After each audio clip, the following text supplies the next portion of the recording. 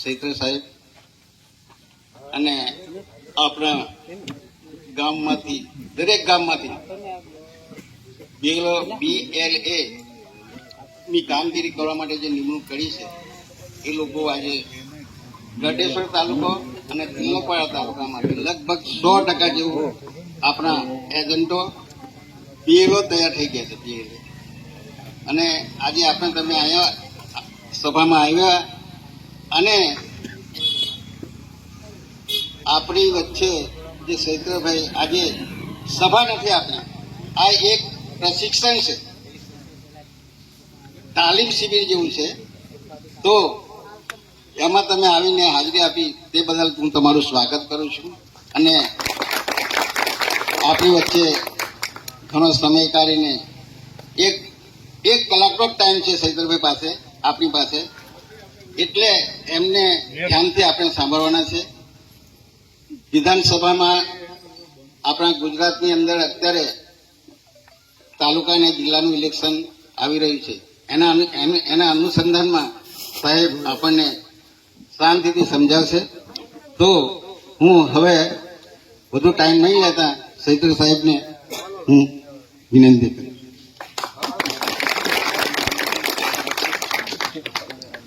આજના પ્રશિક્ષણ શિબિરમાં મારી સાથે મંચસ્થ ઉપસ્થિત આ વિસ્તારના આગેવાન, આપણા સૌના વડીલ એવા વિક્રમભાઈ, આમ આદમી પાર્ટીના નર્મદા જિલ્લાના મહામંત્રી એવા અર્જુનભાઈ માછી, નર્મદા જિલ્લા આમ આદમી પાર્ટીના ઉપપ્રમુખ એવા આશીષભાઈ, ઓબીસી વિંગના પ્રમુખ એવા ગોપાલભાઈ માછી, યુવા મોરચાના પ્રમુખ એવા ગિરિરાજભાઈ, સાથે મારી સામે ઉપસ્થિત તમામ પદાધિકારીઓ, મહિલા મોરચાના નર્મદા જિલ્લાના પ્રમુખ એવા સરોજબેન, સાથે સાથે તમામ પદાધિકારીઓ, વડીલો, યુવાનો અને મારા તમામ સાથીઓ,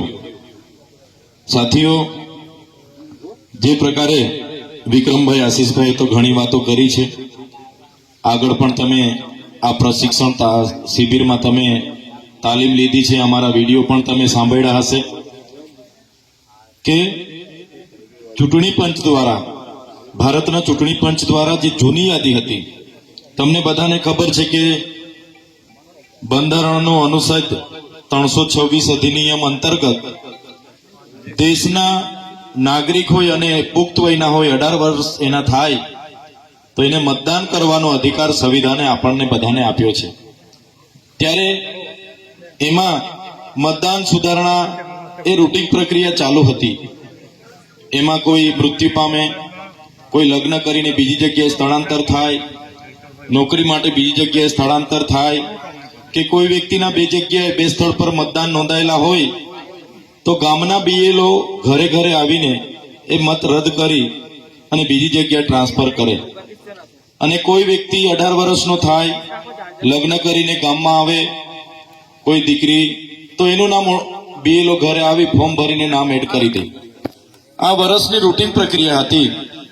પણ આ વખતે સરકારે SIR એટલે કે સ્પેશિયલ ઇન્ટેન્સિવ રિવિઝન, ખાસ સઘન મતદાર સુધારણા, એ અંતર્ગત આખા ગુજરાતમાં 5,08,39,00,000 મતદાતાઓ છે. તમામે તમામ મતદાતાઓના નવેસરથી ફોર્મ ભરીને નવી યાદી બનાવવાનું નક્કી કર્યું છે. અને ભારતના ચૂંટણી પંચે જૂની યાદી ફ્રીઝ કરી દીધી છે, એટલે કે બંધ કરી દીધી છે.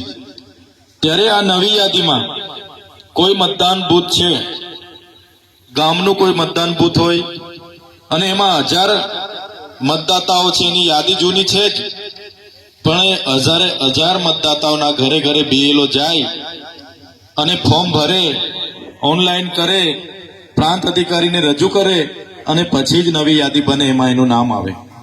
માનો કે 1000 મતદાતાઓમાંથી 900 ફોર્મ ભરાય, 100 વ્યક્તિઓ બહારના ગામે જતા રહ્યા, મજૂરીએ ગયા, સુગરમાં ગયા, સૌરાષ્ટ્રમાં ગયા અને એના ફોર્મ ના ભરાય તો મતદાર યાદી 900 જણની જ બનશે અને 100 જણ એમાં બાકાત રહી જશે. ત્યારે BLOની જે કામગીરી છે ઘરે ઘરે ફરવાની, ત્યારે BLO કદાચ બધાના ઘરે આવતા પણ હોય, તે દિવસે તમે કોઈ ખેતરે ગયા હોય, મજૂરીએ ગયા હોય, બહાર કામકાજ અર્થે ગયા હોય અને તમારે તાળું લાગેલું હોય તો બીએલઓ 1 વાર 2 વાર 3 વાર આવશે અને તમારા બારી અથવા દરવાજામાંથી તમારા ઘરમાં 6 મતદાતા હશે તો 6 ફોર્મ અંદર નાખી દેશે અને પછી જતા રહેશે. સાથીઓ, આ બાજુ બધા ગંભીરતાથી ધ્યાન આપજો. BLO ની કામગીરી 4 નવેમ્બરથી લઈને 4 ડિસેમ્બર સુધીની છે. 4 નવેમ્બરને આજે 8 તારીખ થાય છે, એટલે 4 દિવસથી આ કામગીરી ચાલુ થઈ ગઈ છે અને 4 ડિસેમ્બરે કામગીરી પૂર્ણ પણ થઈ જશે. જો આ 1 મહિનાની SIR ની કામગીરી દરમિયાન આપણો કોઈ મતદાતા રહી જાય છે તો તમે સમજો કે એનું નામ એ મતદાર યાદીમાં નહીં આવશે. એ ચાહે ઉમેદવાર કરવાનો હશે તો ઉમેદવારી કરી નહીં શકશે, એ મતદાન કરવાનું વિચારશે તો મતદાન પણ કરી નહીં શકશે. એટલે આજે તમને ખૂબ જ જવાબદારીપૂર્વક ગંભીરતાથી તમને બોલાવ્યા છે. સાથીઓ, તમે વિચાર કરો આપણી પાર્ટી કેટલી આ બાબતને લઈને ગંભીર છે.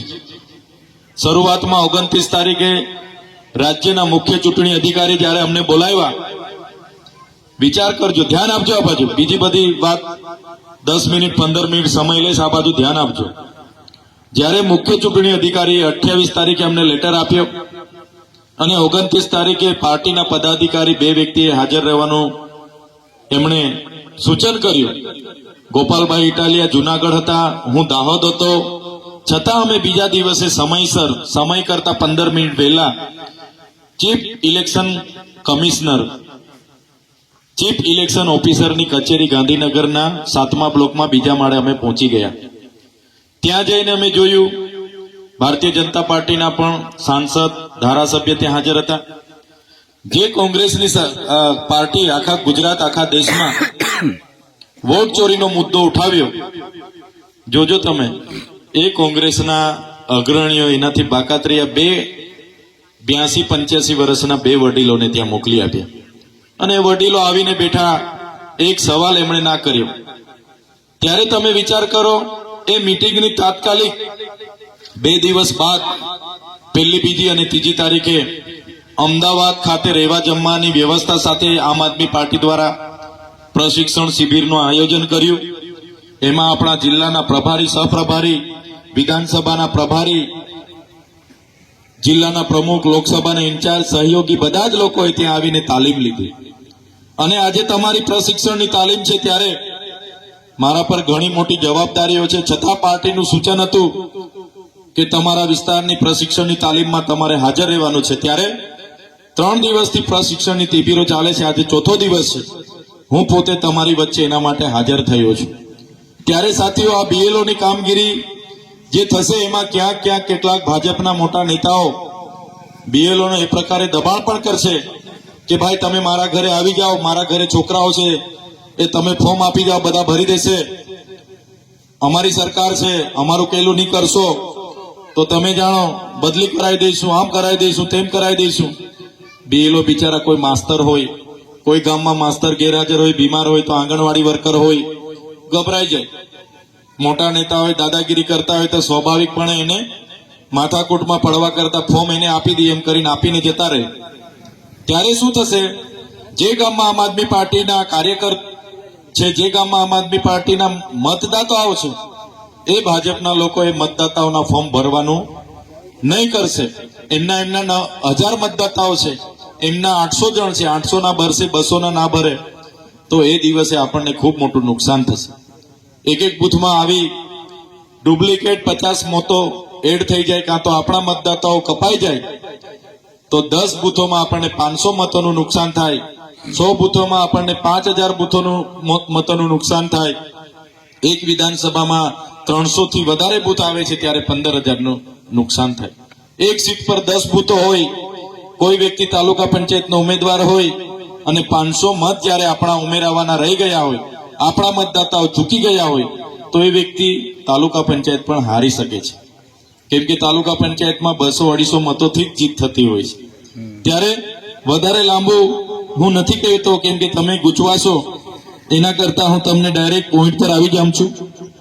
આ પ્રકારનું ફોર્મ લઈને તમારા બ્લોક લેવલ ઓફિસર એટલે કે ગામના એક શિક્ષકને જવાબદારી સોંપી હશે, કાં તો કોઈ એક જગ્યાએ શિક્ષક ના હશે, ગેરહાજર હશે તો આંગણવાડીને જવાબદારીઓ સોંપી હશે. એ લોકો આવા ફોર્મ લઈને આવશે. એમાં તમારું નામ, મતદાર કાર્ડનો નંબર, તાજેતરનો ફોટો, તમારું સરનામું, તાલુકો, જિલ્લો અને રાજ્ય લખવાનું છે. બાદમાં તમારી જન્મ તારીખ એ લખવાની છે, મોબાઈલ નંબર લખવાનો છે, આધાર કાર્ડ નંબર લખવાનો છે. આધાર કાર્ડ નંબર તો લગભગ બધાના છે જ. અગર નથી હોતા તો ચિંતા કરવાની જરૂર નથી. વાલીનું નામ, પિતા, પતિ, જેનું જે વાલી હોય એનું નામ, એનો મતદાન કાર્ડનો નંબર હોય તો લખવાનો, નહીં હોય તો ચિંતા કરવાની જરૂર નથી. એ પ્રકારે માતાનું નામ લખવાનું છે, માતાના કાર્ડનો નંબર નાખવાનો છે. હોય તો નાખી દેવાનો, ના હોય તો કોઈ ચિંતા કરવાની જરૂર નથી. એ પ્રકારે પત્નીનું નાખવાનું છે. અગર અપરિણિત છે તો ના હોય તો પણ ચિંતા કરવાની જરૂર નથી. એ પ્રકારે SIR ની છેલ્લી યાદી એટલે કે 2002 ની યાદીમાં તમારું નામ કયા ગામમાં કયા ક્રમાંક પર હતું એ આમાં લખવાનું છે. ત્યારે 2002 ની યાદીમાં 1987 પછી જન્મેલા લોકોનું નામ નથી, અમારું પણ નામ નથી. તો સામેના ખાનામાં 2002 ની યાદીમાં મમ્મીનું નામ હોય, પપ્પાનું નામ હોય, કાં તો દાદી કાં તો દાદાનું હોય, કોઈ પણ એક જણનું નામ લખી દેવાનું છે. આ તમામ યાદી BLO પર હશે, એમાંથી શોધીને જ તમારે નાખવાનું છે. કોઈ દીકરી બીજી જગ્યાએથી પરણીને આવે ત્યારે BLO ને કહેવાનું છે કે ભાઈ આ દીકરી ફલાણા ગામમાંથી આવી છે, એની યાદીમાં નામ છે, એટલે ત્યાંથી નામ આમાં એડ થશે અને ત્યાંનું નામ કમી થશે અને નીચે સહી કરવાની છે. કોઈ વખતે ગામમાં 20 જણ બહાર રહે છે, રાજકોટ છે, આવી શકે એવા નથી, એનો ફોટો તમે મંગાવી શકો છો, એના ફોર્મ ભરી શકો છો અને સંબંધીની સહી આમાં લઈને તમે સુપ્રત કરી શકો છો. આ પ્રોસેસ તમારે બી મારે બી જેટલા પણ મતદાતાઓ છે બધાની જ કરવાની છે. એવું નહીં કે હું મારું રહેવા દઉં. અગર તમે મહિનામાં તમારું ફોર્મ નથી ભરતા, તમારું મતદાન આવશે નહીં. મહિનો પૂરો થઈ જશે પછી તમે મને કહેશો કે ચૈતરભાઈ મારે તો તાલુકા પંચાયત લડવાની હતી, મારું કામ હતું, હું 20 દિવસ રાજકોટ હતો, મારું ફોર્મ નથી ભરાયું, મારું તાલુકાનું ઉમેદવારી કરવાની છે, નામ ઉમેરાવી આપો. ત્યારે ચૈતરભાઈ પણ નામ ઉમેરાવી શકશે નહીં. તમે ફોર્મ ભર્યું હશે તો જ તમારું મતદાન યાદીમાં નામ આવશે. હવે બીજી વાત, એના માટે આપણે દરેક જગ્યાએ દરેક મતદાન બૂથ પર એક આપણા એજન્ટ બનાવવાના છે. BL2 કહેવાય એને, બૂથ લેવલના એજન્ટ.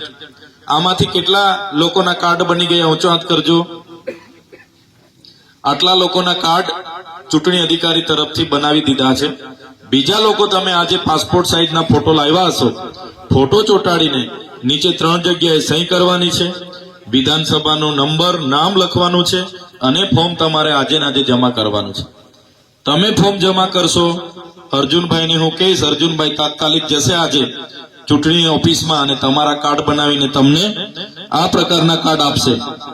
એ કાર્ડ મળીએથી કોઈ જગ્યાએ BLO કદાચ ગેરહાજર રહે છે, આવતા નથી, કાં તો એક ભાજપના નેતાના ઘરેથી ફોર્મ ભરીને જતા રહે છે, તેવા સમયે આ કાર્ડ તમને રાષ્ટ્રીય પાર્ટી તરફથી આપવામાં આવશે, ચૂંટણી અધિકારી તરફથી આપવામાં આવશે.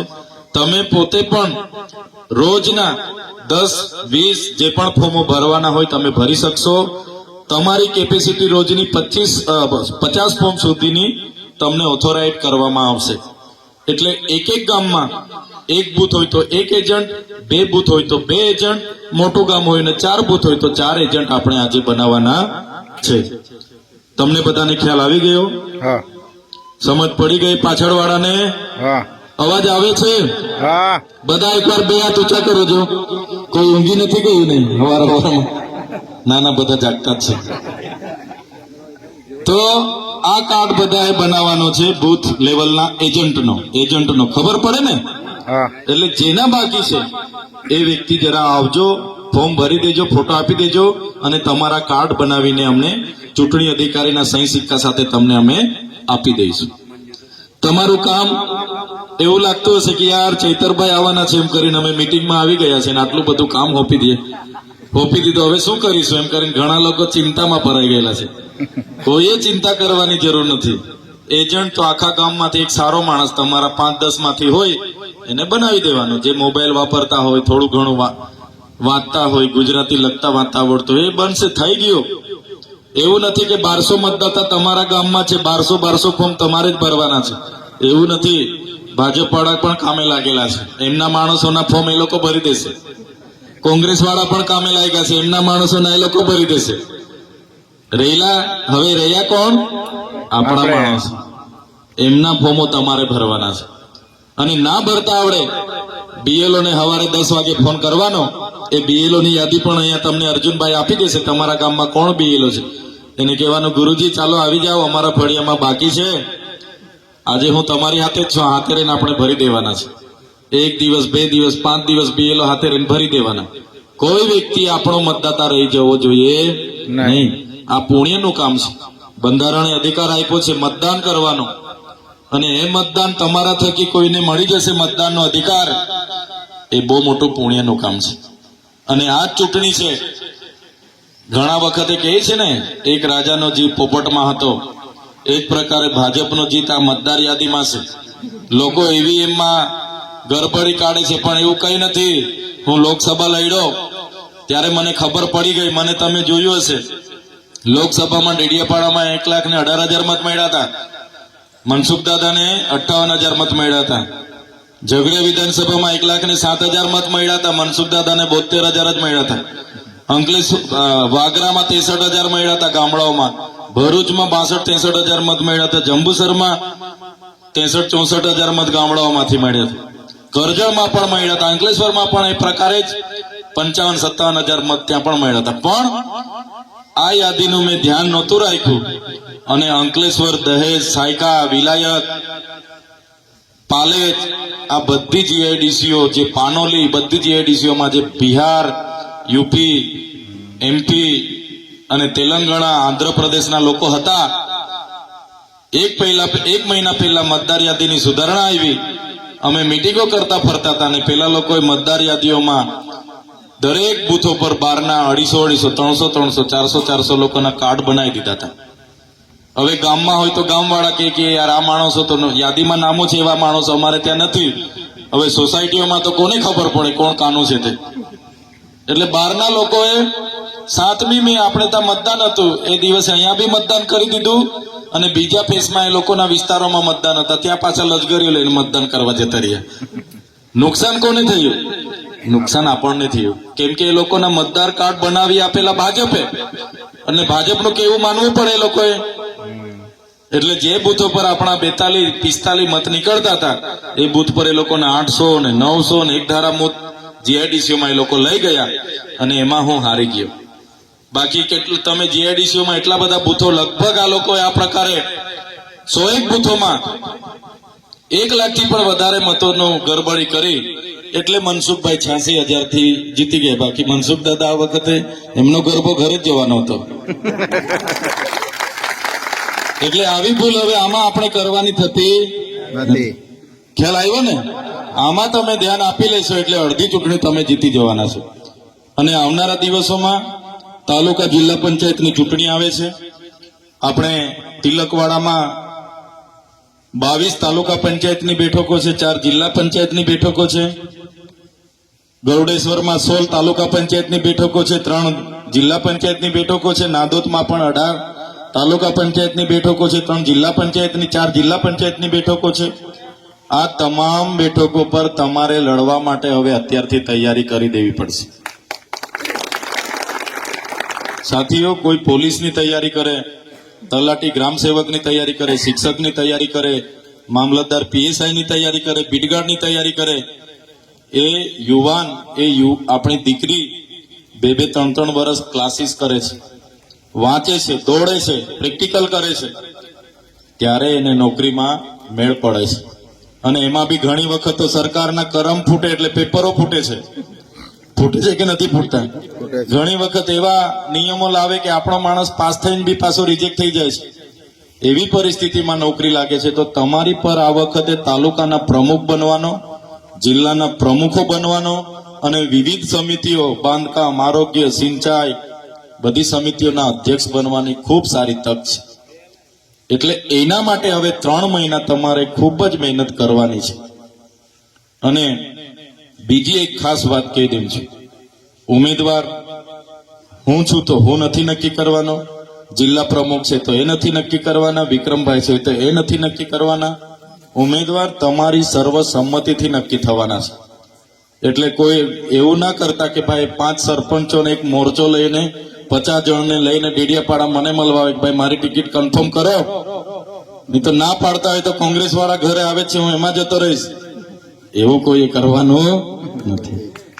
સંગઠન નથી તોડવાનું. આપણે કોઈ જગ્યાએ 3 દાવેદારો હશે તો આપણે દરેક તાલુકાની એક ચૂંટણી કમિટી બનાવવાના છે. જે આપણા સિનિયર વડીલો બધા બેઠા છે ને, અનુભવી લોકો છે, એમણે બહુ ચૂંટણીઓ જોઈ છે, બહુ રાજનીતિ જોઈ છે, એવા લોકોની દરેક તાલુકામાં 11 જણની ચૂંટણી કમિટી બનશે. એમાં મેં પણ ના રહીશ, જિલ્લા પ્રમુખ પણ ના હશે, અને એ કમિટી સર્વે કરીને આપશે કે ભાઈ આ બેઠક પર, દેવલિયા બેઠક પર 4 દાવેદાર છે, તો એ ટીમ એ દેવલિયા બેઠકમાં 20 ગામ આવે છે તો 20 ગામની મુલાકાત લેશે, મેન લોકોને મળશે, ઓબ્ઝર્વ કરશે 4 માંથી કોણ વધારે ચાલે. ચાલવાના તો બધા જ છે, પણ કોણ ફાસ્ટ વધારે ચાલે એ માણસ સિલેક્ટ કરવાનો છે. માનો કે તમારામાંથી કોઈ વ્યક્તિ એવું હશે કહેશે વડીલો કે ના આને આપો 500 મત વધારે લઈ જશે, આને 10 ગામમાં ઓળખે છે, આને 20 ગામમાં ઓળખે છે, તો જે વ્યક્તિ આપણી સાથેનો હોય એને જીતાડવાનું કામ આપણે કરવાનું છે. નહીં કે પછી ભાજપમાં જતો રહ્યો, કોંગ્રેસમાં જતો રહ્યો. તમારી સાથેનો જ એક માણસને તમે જીતાવશો તો તમે રાતે પણ એને કામ કરાવી શકશો કે ભાઈ અમે તમને ચૂંટેલા છે, હું બી દાવેદાર હતો પણ તને અમે મદદ કરીને ચૂંટેલા છે, એટલે તમે આ કામ કરો, પેલા આ કામ કરો તો એ કામ પહેલું તમારું થશે. એટલે આ વાતને લઈને તમારી વચ્ચે ઉપસ્થિત થવાનું થયું. દરેક 3 તાલુકામાં આપણે ચૂંટણી કમિટીઓ બનાવવાના છે. જે તાલુકામાં સંગઠનના કેટલાક હોદ્દાઓ ખાલી છે, અહીંયા બેઠેલા તમામ યુવાનો વડીલોને પણ વિનંતી કરું છું કે જે હોદ્દાઓ ખાલી છે હવે એની જવાબદારી લઈ લો.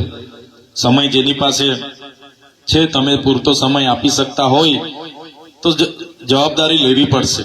કેમ કે બધી જ જગ્યાએ હું પણ પહોંચી નથી શકવાનો, બધી જ જગ્યાએ વિક્રમભાઈ દોડી નથી શકવાના.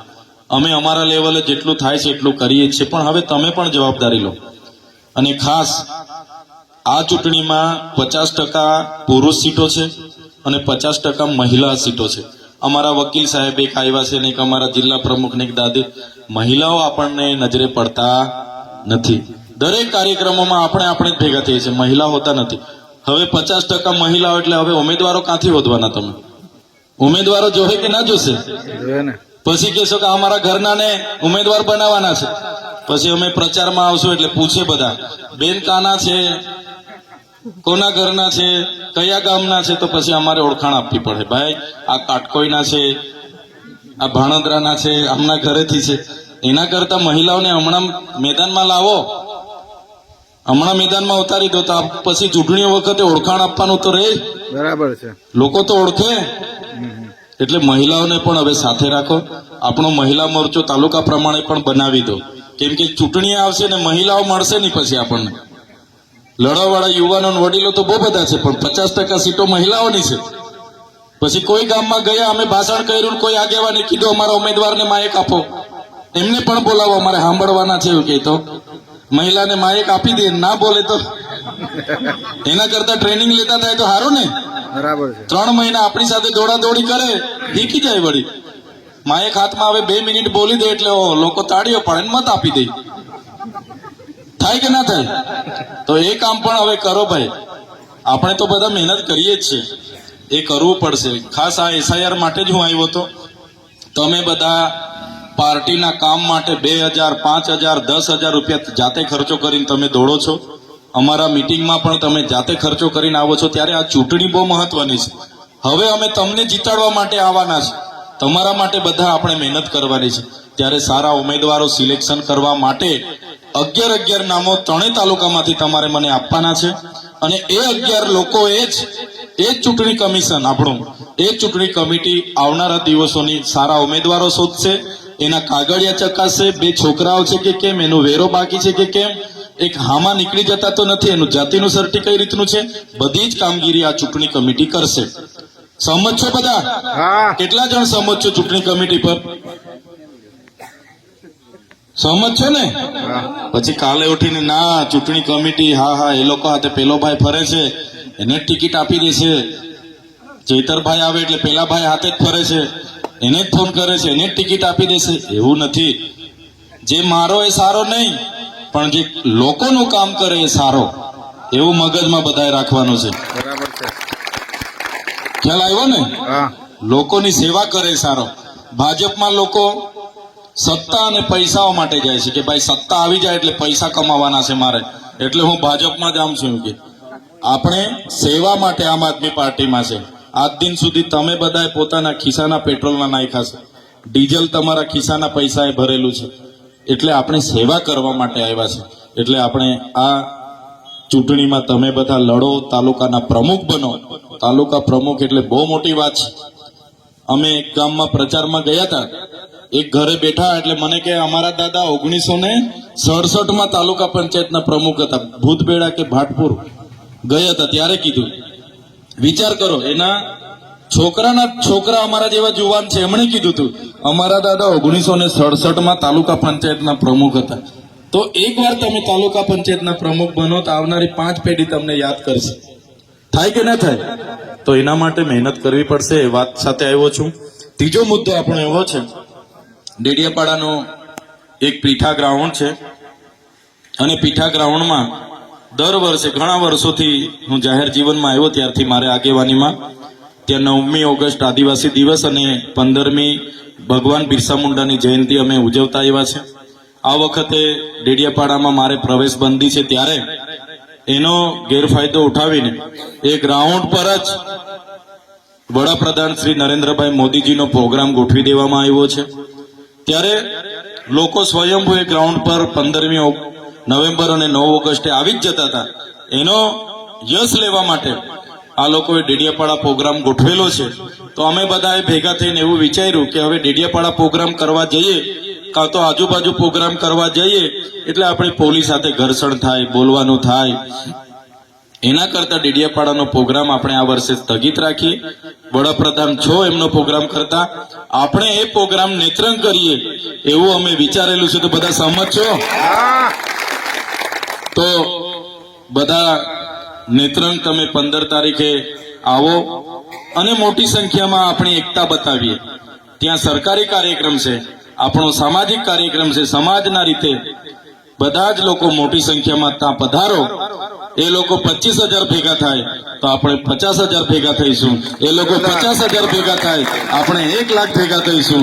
અને આપણી સ્વમાન અને આપણી અસ્મિતાનો મેસેજ, આપણી જાગૃતિનો મેસેજ આપણે સૌને આપીશું. એવા પ્રયાસ આપણે કરવાના છે. તૈયાર છો બધા? હવે ડેડિયાપાડામાં તો એ લોકોએ જોયું, ગામડામાંથી કોઈ રિસ્પોન્સ નથી. મંડપો બાંધે છે, આ કરે તે કરે, કોઈ લોકો પૂછવા નથી જતા કે ભાઈ શું કામ આ મંડપ બાંધો છો, કોણ આવવાનું છે? બસ મીડિયામાં ચાલે છે નરેન્દ્રભાઈ મોદીજી આવવાના છે. ત્યારે આ લોકોને ચિંતા, હવે મોદી સાહેબને જોર કરીને ડેડિયાપાડા લાવવાની મંજૂરી તો લઈ લીધી છે, પણ હવે પબ્લિક કઈ રીતના ભેગી કરવી એની ચિંતા એ લોકોને સતાવે છે. ત્યારે એ લોકોએ નવું ગતગડું કરેલું છે. તમે કદાચ મોબાઈલમાં સાંજે જમીને બેસતા હશો તો આવતું હશે કે ચૈતરભાઈ કેવડિયા મોદી સાહેબને મળીને ગયા એવા ફોટા સાથે વિડીયો આવે છે. આવે છે કે નથી આવતા? પછી ચૈતરભાઈ 15મી તારીખે મોદી સાહેબના હસ્તે ભાજપમાં જોડાવાના છે એવા વિડીયો આવે છે કે નથી આવતા? એટલે આ રીતે લોકોને ગુમરાહ કરીને એ બાજુ પ્રચાર પણ ચાલુ કરી દીધો કે ભાઈ બધા આવજો, 15 તારીખે ચૈતરભાઈ મોદી સાહેબના હસ્તે ભાજપમાં જોડાવાના છે એવું એ લોકો પ્રચાર કરવાનું ચાલુ કરી દીધું. એમના મીડિયાઓ દ્વારા સમાચારો બનાવવાના ચાલુ કરી દીધા. પણ ચૈતરભાઈનો કાર્યક્રમ તો નેત્રંગ છે, અને આવનારી તાલુકા જિલ્લા પંચાયતની ચૂંટણીઓ સુધીમાં 1 લાખ લોકો, અંબાજીથી ઉમરગામના 1 લાખ લોકો મારા સમર્થનમાં ભાજપમાંથી આમ આદમી પાર્ટીમાં જોડાવાના છે. 18,000 લોકોને તો આગલા રાઉન્ડમાં જોડી દીધા. દાહોદમાં 8,000 જોડાયા, છોટાઉદેપુરમાં 7,000 જોડાયા અને પંચમહાલમાં 5,000 જોડાયા. આજે પણ છોટાઉદેપુરનો બીજો કાર્યક્રમ છે, આવતીકાલે દાહોદનો છે, પછી પંચમહાલના બી છે. આ બાજુ વ્યારા, વલસાડ, નવસારી બધા રાહ જોઈને બેઠા છે. ભાજપ વાળા જ કંટાળેલા છે એમનાથી. એ લોકો જ કહે છે કે અમે જ જોડાઈ જવાના છે, અંકલેશ્વર, ભરૂચ. એટલે ચૈતરભાઈ કઈ જોડાવા નથી. આ તો લોકોને ભેગા કરવા માટે સમાચારો ફેરવે છે. બરાબર છે? આપણે ભાજપમાં નથી જોડાવાના, આપણે ભાજપને તોડીને આમ આદમી પાર્ટીને મજબૂત બનાવવાના છે. તૈયાર છો બધા? એટલે બધા જ લોકો આજેથી પ્રચાર પ્રસાર કરજો અને મોટી સંખ્યામાં સામાજિક રીતે જે પણ નેતાએ આવવાનું હોય, પોપ પાર્ટી, ધર્મ સંપ્રદાય બધું ભૂલીને બધાએ ભેગા થવાનું છે. મોટી સંખ્યામાં જાહેર સભા છે, સાંસ્કૃતિક રેલી છે, વાજિત્રોના હરીફાઈઓ છે, ઓજારોનું પ્રદર્શન છે અને બધા લોકોએ જેણે પણ પોતાનું વક્તવ્ય આપવાનું હોય એવા લોકો નામ લખાવી દેવાનું, તો તમારું વક્તવ્ય પણ ત્યાં સાંભળશે અને બધા જ લોકો પોતપોતાની મોટી ગાડીઓ, નાની ગાડીઓ લઈને નેત્રંગ ખાતે પહોંચવાનું છે. ક્યાંક એવું લાગે કે ભાઈ અમારે તો જંતરમાંથી 2 ટેમ્પા આવા કરીએ છીએ પણ અમારે તો ભાડાની વ્યવસ્થા નથી, તો આપણા સહયોગી ભાઈ કે બાજુ જતા રહી. એટલે આ ભાઈ એ ગાડીનો ફોટો લઈ લેશે નંબર સાથે, રાજપીપળા ઉભો રહીને કાં તો મોવી ઉભો રહીને અને લિસ્ટ બનાવશે અને તમારા જે કંઈ ડીઝલ પાણીના હશે, બહુ તો નહીં આપી શકે પણ જે કંઈ ડીઝલ પાણીના હશે તમને સહકાર કરશે. અર્જુનભાઈ છે, ગિરિરાજભાઈ છે ને ગોપાલ દાદા છે. આપણી ગાડીઓ નહીં લખાવતા, હા, કે ઘણા મજબૂત સરપંચો છે, તમે પોતાની 4 ગાડીઓ લઈ આવજો. આપણી ગાડીઓ નથી લખાવવાની, પણ દૂરના છે, આવા જ કે છે, બહેનો હશે, કઈ વડીલો કે ના અમને બી લઈ જાઓ, અમને ડાલુ કરી આપો, અમને બોલેરો કરી આપો, અમને તુફાન કરી આપો, એમને કરી આપી દેવાની ને આમને તમારે ત્યાં આવીને નોંધાવી દેવાની. રાજપીપળા મોવી આ ભાઈ ઉભા હશે, ત્યાં અર્જુનભાઈ હશે, ગિરિરાજભાઈ હશે. સહમત છો બધા? ત્યારે આ જ વાત સાથે આજે આવવાનું થયું છે. આગળ પણ 2 પ્રોગ્રામો છે. ખરેખર આજના કાર્યક્રમમાં મારો સમય હતો એના કરતાં હું ઘણો લેટ પડ્યો છું. રાજપીપળા થોડું કામ હતું, છતાં તમારો બધાનો ઉત્સાહ, ઉમંગ જોઈને અને તમારી ઉપસ્થિતિ જોઈને, તમારો જે આ ભાવ છે, તમારી જે આ લાગણી છે, એ અમને અવારનવાર તમારી વચ્ચે લાવે છે અને આજે પણ ઉપસ્થિત થવાનું થયું. તમે બધાએ અમારું સ્વાગત કર્યું, સન્માન કર્યું અને અમને સાંભળ્યા એ બદલ બધાનો ખૂબ ખૂબ આભાર માનું છું. ધન્યવાદ. આ વ્યક્તિ દિલ્હી કેજરીવાલ સાહેબની સેન્ટ્રલ ટીમમાંથી છે અને આખું પરિવાર એમનો દિલ્હીમાં રહે છે. પણ એ વ્યક્તિ અહીંયા આવીને એવું કીધું કે નાંદોદ વિધાનસભાની 3 તાલુકા પંચાયતો અને નર્મદા જિલ્લા પંચાયત બને પછી જ હું આ વિસ્તાર છોડવાનો છું અને રાત દિવસ તમારા સહકાર માટે આપણી વચ્ચે છે. એના માટે જોરદાર તાળીઓ પાડો. જ્યારે પણ નાનું મોટું કામ તમને સોંપે, રાતે ફોન આવે, દિવસે ફોન આવે, તો એમને સહયોગ કરજો. એ આપણા માટે જ છે, તમને નેતા બનાવવા માટે જ આવ્યા છે. ક્યાંક તમને 20 બેનરોની જરૂર પડે છે રાત્રિ સભા માટે, ક્યાંક તમને ખેંચની જરૂર પડે છે, ઝંડીની જરૂર પડે છે, ક્યાંક તમારે સ્ટેજ બનાવવાનું છે, મોટું બેનર જોઈએ છે. બધી મદદ કરવા માટે દિલ્હીથી કેજરીવાલ સાહેબે અમને મોકલેલા છે અને એમને તમારે બધાએ સહકાર આપવાનો છે. ધન્યવાદ. જય ભારત, જય આદિવાસી. હેલો.